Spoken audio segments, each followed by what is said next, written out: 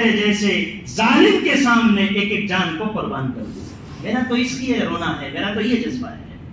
تو یہ ایمان کے سلسلے میں ان کا یہ جذبہ تھا. لہذا ہم کو بھی اپنے ایمان کے بنانے کی فکر کرنا ہے. سب کریں گے انشاءاللہ. ایمان بنے گا کیسے؟ ایمان بنے گا ایمان کی دعوت سے. کہ جب آدمی ایمان والا ایمان کی دعوت دے گا تو اس کے ایمان میں ترقی پیدا ہوگی. تو اللہ تعالیٰ فرماتے ہیں خسارے سے بچنے کے لیے تمہیں سب سے پہلے ایمان کو قبول کرنا ہے. اس کے بغیر خسارے سے بچ نہیں سکتے. تو دنیا میں کتنے ایسے انسان ہیں جن کے پاس ایمان ہی نہیں ہے, جن کے پاس اسلام ہی نہیں ہے, وہ تو ہمیشہ کے خسارے ہی میں. حضرت جی مولانا یوسف صاحب رحمۃ اللہ علیہ دعوت و تبلیغ کے بڑے آدمی ایک مرتبہ جا رہے تھے, سامنے سے ایک جنازہ جانے لگا. جب اس جنازے کو دیکھا آنکھوں سے آنسو شروع ہو گئے. ساتھیوں نے کہا حضرت یہ جنازہ کسی ایمان والے کا نہیں ہے, یہ جنازہ غیر مسلم کا ہے. آپ کیوں اس جنازے کو دیکھ کر رو رہے ہو؟ کہ رونا اسی بات پہ آ رہا ہے, یہ کفر پہ مرا ہے. اگر اللہ نے قیامت کے دن یوسف سے پوچھا یوسف یہ بے ایمان دنیا سے چلا گیا تو اس وقت کیا کر رہا تھا, میں اللہ کو کیا جواب دوں گا؟ جنہوں نے دین کو سمجھا تھا ان میں امت اور انسانیت کا یہ غم تھا. اس لیے ایک تو ہمیں اپنے ایمان کی فکر کرنا ہے, دوسرے دنیا میں بسنے والے سارے انسانوں کے ایمان کی فکر کرنا ہے. تو خسارے سے بچنے کے لیے پہلی چیز ہے ایمان. الا الذین آمنوا, کہ ایمان لاؤ. پھر ایمان والے بھی خسارے میں ہیں جن کے پاس مسلمانیت کا لیبل ہے, گرام پنچایت میں نام ہے, مسلمانوں کی لسٹ میں, آدھار کارڈ پہ نام ہے عبداللہ عبدالرحمان, یہ بھی خسارے میں ہے. اسے اگر خسارے سے نکلنا ہے تو قرآن یہ کہہ رہا ہے وَعَمِلُوا الصَّالِحَاتِ, تمہیں نیکی کے کام کرنا ہے. اگر تم خسارے سے بچنا چاہتے ہو اور خسارے سے نکلنا چاہتے ہو تو تمہیں اعمال صالحہ کا اہتمام کرنا ہے. اعمال صالحہ کے اندر نماز سب سے اعلیٰ ہے. نماز, حج, زکوٰۃ, روزہ, یہ سارے کے سارے اعمال صالحہ کہلاتے ہیں.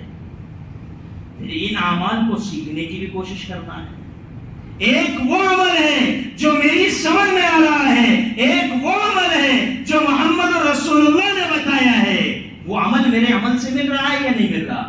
کنز الایمان کی روایت ہے ایک آدمی ملک شام سے آیا عمر بن خطاب کے زمانے میں. حضرت عمر نے پوچھا کیوں آئے ہو ملک شام سے؟ کتابوں میں لکھا ہے اس زمانے میں ملک شام سے مدینہ آنے کے لیے 1 مہینہ لگتا تھا. کنز الایمان کی روایت میں ہے وہ آیا مدینہ. آپ نے اس سے پوچھا عمر رضی اللہ عنہ کیوں آئے ہو؟ کہا تحیات سیکھنے کے لیے آیا. کیا سیکھنے کے لیے؟ حضرت عمر نے فرمایا کہ وہاں سے آئے ہو 1 مہینے کا سفر کر کے, کیا وہاں نہیں تھے لوگ سکھانے والے کہ اس قبر والے محمد صلی اللہ علیہ وسلم سے تم نے سیکھا ہے, براہ راست تم سے سیکھنے کے لیے آیا. تو اس لیے اعمال صالحہ وہ نہیں جو میری سمجھ میں آئے کہ اللہ اکبر کی نیت مانے اور پڑھا قل هو اللہ احد, ترجمہ ہوا کھالو کہ وہ اللہ ایک ہے.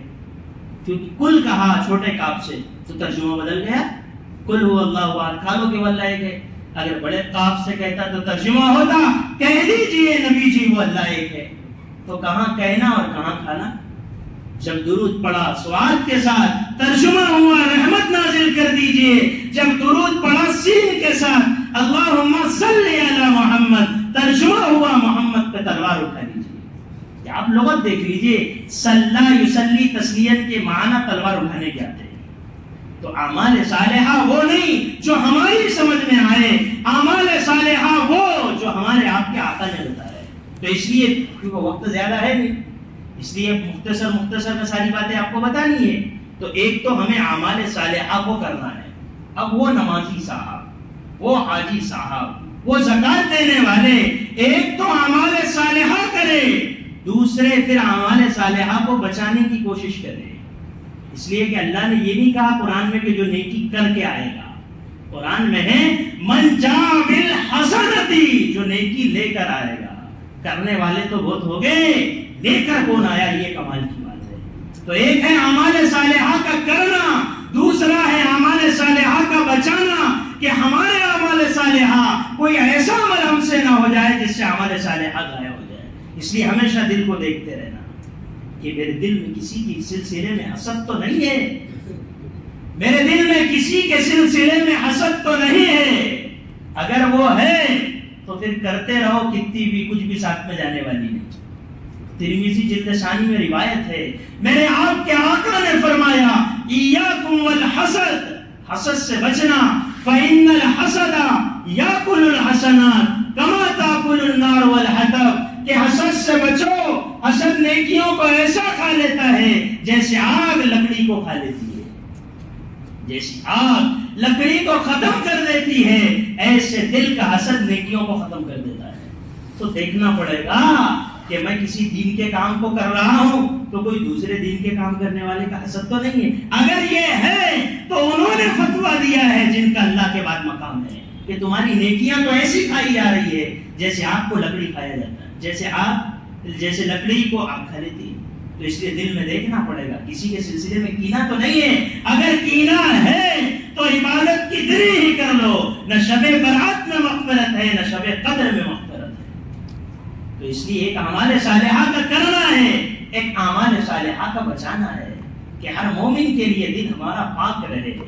اگر دل میں گندگی ہے تو پھر عمل باقی نہیں رہے گے، اور جب آدمی کے دل میں حسد آتا ہے اور کینہ آتا ہے تو یہ دونوں بیماریاں حقارت کو کھینچ کر لاتی ہیں۔ کائے کو کھینچ کے لاتی ہے؟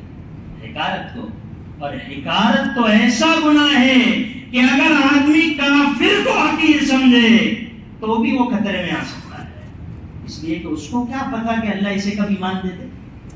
اس لیے حقارت ایک ایسا سنگین گناہ ہے کہ حقارت کی وجہ سے بندہ اللہ سے دور ہو جاتا ہے۔ اب حضرت عیسیٰ علیہ السلام راستے سے جا رہے تھے، ان کے حوارین ساتھ میں تھے، جیسے کوئی آدمی رہتا ہے ان کے ساتھ لوگ ہوتے ہی ہیں۔ اب ایک آدمی بیچارہ پہاڑ کی چوٹی پہ بیٹھا تھا، اس نے دیکھا کہ عیسیٰ نبی جا رہے ہیں، گنہگار آدمی، چلو ان کے ساتھ چلتے نیک بن جائیں گے۔ وہ اترا، اس نے توبہ کی، ساتھ چلنے لگا۔ جو ساتھ میں چلنے والے تھے انہوں نے دیکھا حقارت سے بہت آیا نیک بننے کے لیے، کیا کیفیت ہے تیری؟ اللہ نے عیسیٰ علیہ السلام پہ القا کیا، اے عیسیٰ اس سے بھی کہہ دو، ان سے بھی کہہ دو کہ دونوں اپنے عمل کو آج سے شروع کریں۔ ہم نے اس کی توبہ پر اس کے عمل کو ابتدا سے جاری کر دیا اور ان کی حقارت پر ان کے عمل کو ضائع کر دیا۔ اس لیے ہمارے اعمال صالحہ کے ساتھ ہمیں یہ دیکھنا پڑے گا کہ اعمال صالحہ کو ضائع کرنے والی محنت تو نہیں ہو رہی ہے۔ اس لیے دل پاک ہو، دل صاف ہو اور زبان غیبت سے رکی ہوئی ہو۔ لیکن آج میں آپ کو بتاؤں، دیندار لوگ، بے دین نہیں، جو پہلی صف دوسری صف دین کا کام کرنے والے، یہ اچھے اچھے لوگ جب اپنے ایک جگہ بیٹھیں گے تھوڑی دیر کے بعد غیبت شروع کر دیں گے، وہ ایسا وہ ایسا وہ ایسا، اور کیا کہتے؟ ارے یہ تو میں تو حقیقت بیان کر رہا ہوں۔ ارے اللہ کے بندے، حقیقت کو ہی تو غیبت کہتے، اگر حقیقت نہیں تو بہتان ہے۔ ترمذی جلد ثانی کے حاشیے میں لکھا ہے، ذکر کا اخاک بما یکرہ، تیرا اپنے بھائی کے پیٹھ کے پیچھے ایسی بات کہنا، اگر سامنے کہہ دے تو اس کو بری لگے، یہی غیبت ہے۔ اور آقا نے فرمایا الغیبت اشد من الزنا، کہ غیبت زنا سے بھی بڑا گناہ ہے، کہ زانی توبہ کر کے جنت میں جا سکتا ہے، غیبت کرنے والے کی توبہ نہیں جب تک وہ معاف نہ کر دے۔ اس لیے ہمیں یہ دیکھنا پڑے گا کہ میرے اعمال صالحہ باقی ہے بھی یا نہیں۔ تو اس لیے ایک ہے اعمال صالحہ کا کرنا اور ایک ہے اعمال صالحہ کا بچانا۔ کرنے والے بہت ملیں گے آپ کو، تہجد، تلاوت، تسبیح، تبلیغ، ذکر، اذکار، سب کچھ ہے، لیکن ان بیماریوں سے بچے ہیں یا نہیں بچے؟ لیکن ان بیماریوں کا تھرمامیٹر یہ کسی کے پاس نہیں ہے، ورنہ آپ تھرمامیٹر لے کے گھومتے رہیں گے۔ وہ یہ تھرمامیٹر کس کے پاس ہے؟ کیونکہ دل کا معاملہ ہے نا، میرے دل میں کیا ہے یہ بیان اللہ کے لیے ہے یا آپ کے لیے ہے، اس کو کون جانتا ہے؟ تو اللہ ہی جانتے ہیں۔ اس لیے ہم کسی پر تھرمامیٹر نہیں لگائیں گے، لیکن اپنے دل سے پوچھیں گے تیرے دل میں کسی کی برائی تو نہیں ہے؟ حضرت عائشہ، اب وقت زیادہ ہو رہا اور مجھے وہ دو باتیں آخر کی بھی کرنا ہے۔ حضرت عائشہ جن پر تہمت لگی اور قرآن کی 10 آیتیں ان کے برات میں نازل ہوئی، بخاری شریف کے اندر ابھی 2 دن پہلے وہ قصہ ختم ہوا۔ حضرت عائشہ فرماتی ہے کہ جب مجھ پہ تہمت لگی